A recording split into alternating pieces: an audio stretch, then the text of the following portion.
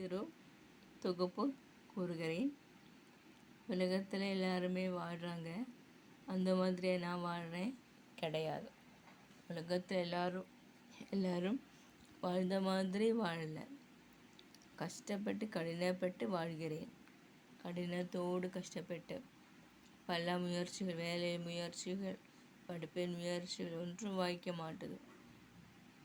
எனக்கு physician certificate கொடுப்பாங்க, ஜெபித்து கொள்ளுங்கள். அதே போல் என்னென்னா, நான் ஃபிசிஷியன் அசிஸ்டண்ட்டாக ஒர்க் பண்ண தான் போகிறேன்.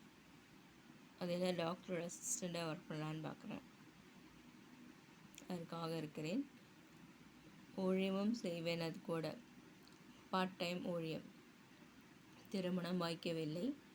திருமணம் இல்லை என்றாலும் மறுமணம் இல்லை என்றாலும் பரவாயில்லை. தேவன் எனக்கு மறுமணம் செய்கிறார். அவர் என் மணவாளன். இயேசுவானவர் தான் என் மணவாளன்.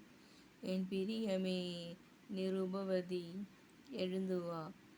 ஆவியானவர் உதவி செய்வார். ஆவியானவருடைய அச்சாரமாக முத்திரிடப்பட்ட ஆவியானவரால் நடத்தப்படுகிறேன்.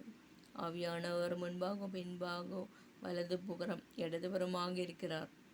அநேக வேதனைகளிக்கிற காரியங்கள், கண்ணீரின் பாதைகள் துருத்தியில் வைக்கப்பட்டுள்ளது. என் கணவர் என்னை விட்டு விவாகரத்து செய்து விட்டு போய்விட்டார். அதற்காக நான் கண்ணீர் வடித்தேன். ஆனால் பரவாயில்லை என்று மன்னித்து விட்டேன். ஆகவே இவ்வாறாக வாழ்கிறேன். என்னுடைய குடும்பங்களில் எல்லாருக்கும் கவலை இதனால். ஆனால் இன்று தேவன் என்னை போஷிப்பார். ஜார்ஜ் முல்லரை போல கர்த்தர் என்னை உபயோகிக்கிறார். நான் ஜெபிக்கும் பொழுது சில விடுதல்களை நான் காண்கிறேன். ஜெபத்தில் ஆண்டவர் அற்புதம் செய்கிறார். ஜெபத்தின் மூலமாக சில வீடுகளில் அசை உண்டாவதாக. அதே போல் என்ன ஆகணும், இப்படி எல்லாம் ஆண்டவர் நிச்சயித்திருக்கிறார். அவருக்கு அதில் தெரியும். அதே போல் நன்றாக நான் வேலை செய்ய ஜெபியுங்கள். ஃபிசிஷியன் அசிஸ்டண்ட்டாக நான் படித்தேன். ஸோ தான் பாட் செய்ய வேண்டி வரும். அது செய்ய ப்ரே பண்ணியிருக்காங்க. ட்ராக்ஸ் எல்லாம் கொடுப்பேன். பைபிள் எல்லாம் கிடையாது, ட்ராக்ஸ் கொடுப்பேன், பைபிளும் கொடுப்பேன். எல்லாருக்கும் ஆச்சரியமான ஒரு மகளாக மாற, நல்ல ஒரு மகளாக மாற என்னையும் எனக்கு கொடுத்து ஆண்டோடன் ஜெபிக்கிறேன். எனக்கு தம்பி இருக்காங்க, அவங்களையும் ரட்சிக்கப்படணும்.